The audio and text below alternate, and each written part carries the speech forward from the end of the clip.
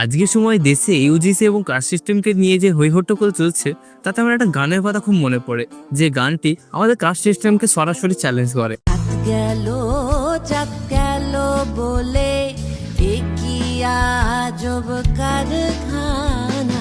এই গানটি লিখেছিলেন লালন ফকির। তিনি এই গানের মাধ্যমে বলেছেন, এই যে জাতপাতের সিস্টেম, এটা ঐশ্বরিক সত্য নয়, বরং এটি একটি কারখানা যেখানে শুধু মানুষের মধ্যে ভেদাভেদ তৈরি করা হয়।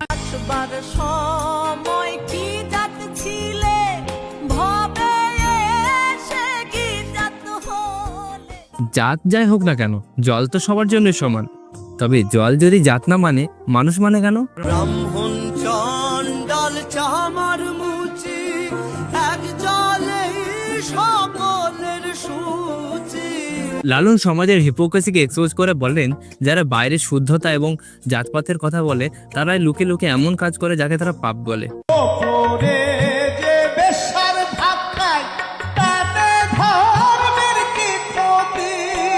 সবশেষে তিনি বলেন, আজ অব্দি কেউ বলতে পারলো না জাত কি, তবুও তা আজ শেষ হয়নি।